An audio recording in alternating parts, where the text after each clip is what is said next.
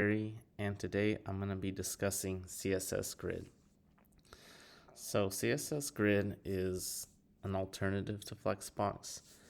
The difference is that Flexbox, you're only able to create a layout in one direction. So whether it's a row, which was the default, or you can change it and lay everything out in a column. Grid, actually, you can do both. So you can set the row and the column dimensions.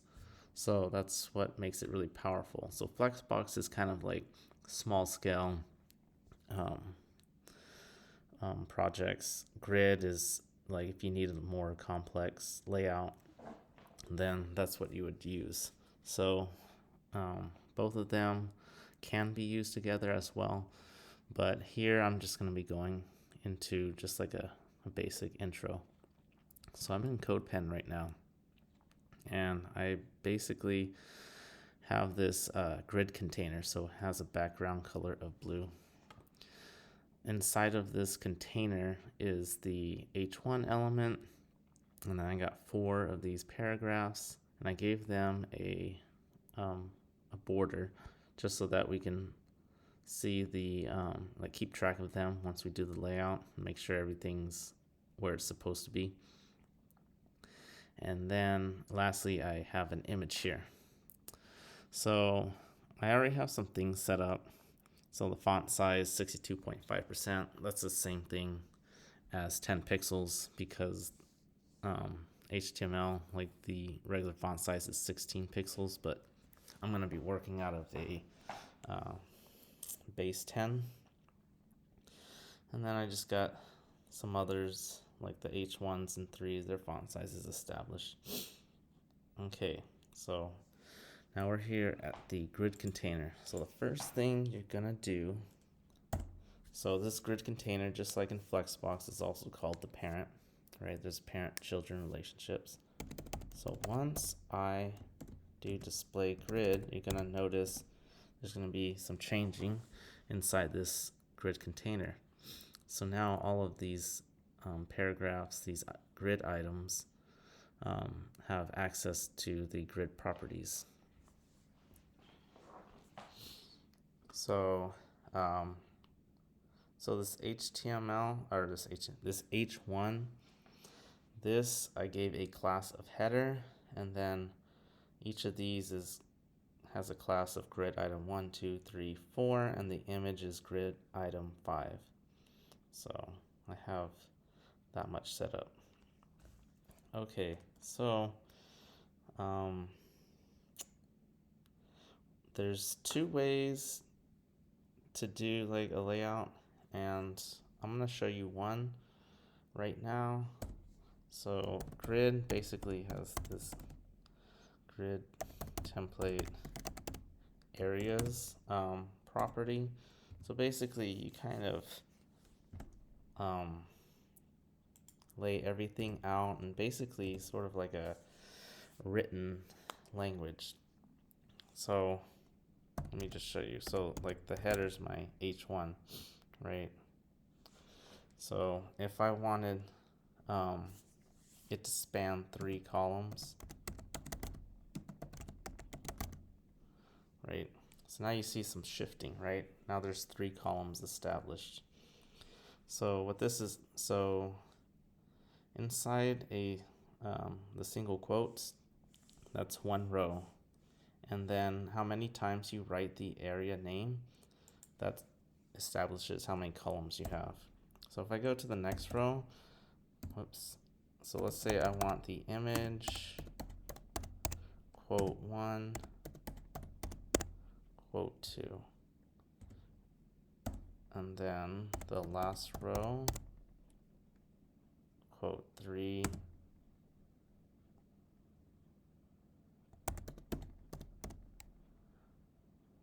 quote 4, oops, what I did, and quote 2. Do I have everything? I think, okay.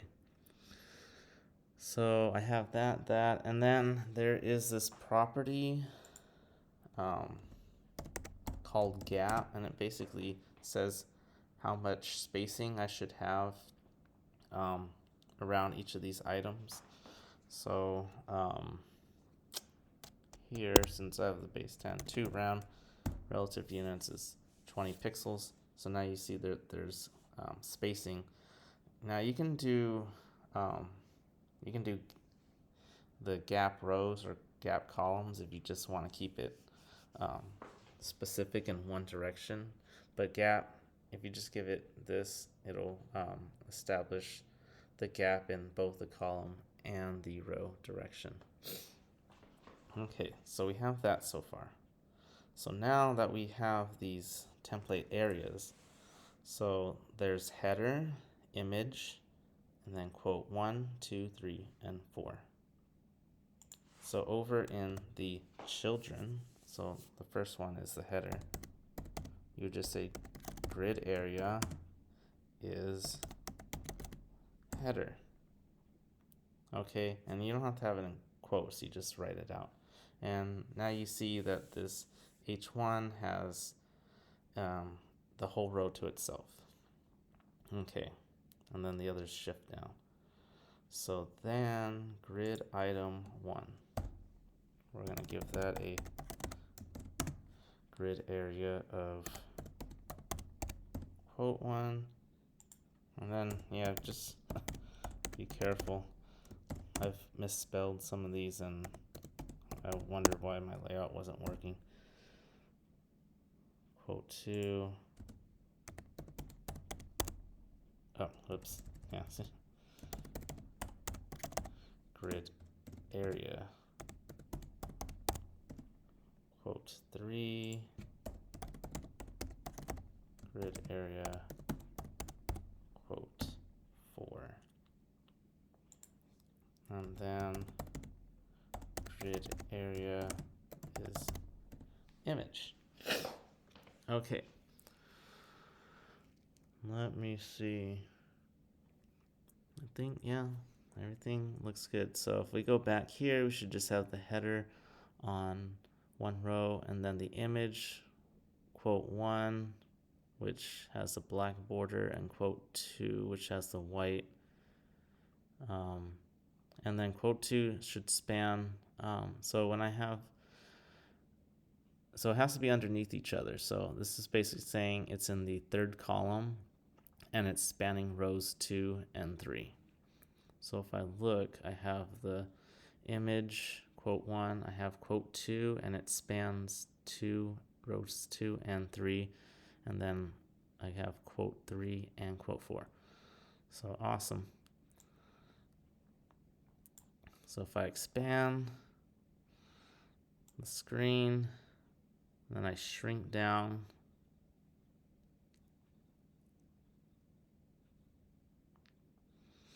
so they'll collapse. And then I believe if I just do like an at media,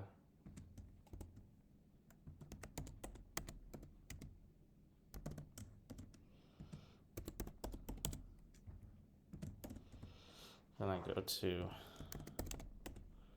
grid, container, and then I just go grid template areas.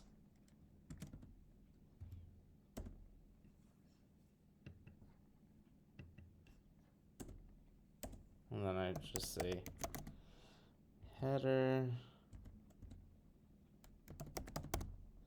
image, quote 1, quote 2, quote 3, quote 4. Whoops. Yeah, gotta spell that right. So I think that is. And then now, image header, image, quote 1.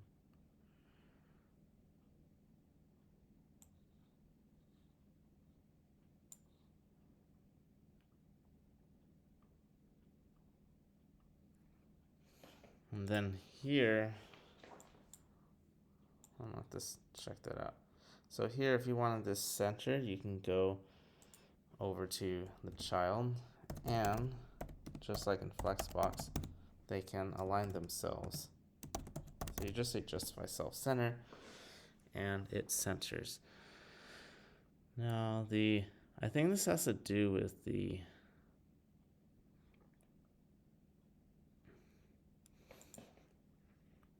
let me see.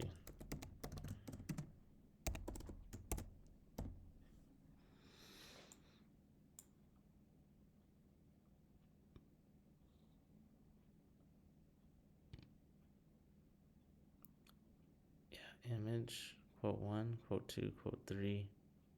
Oh, okay, I see. Yeah, see, I misspelled. So it's like, it's, so I misspelled it as saying I don't know where to put this last div here, quote 4, because that was solid red, right? So again, let me just take out the O. So here it's like, I don't know where to put it. That's why, so. Yeah, I don't think I need this. Yeah, I don't need it. So now, yeah, when I open it up, it has this layout, and then when I get under 650, then it goes, and I have my screen size here, then it collapses neatly into like one column. So that's how you would use the grid template areas.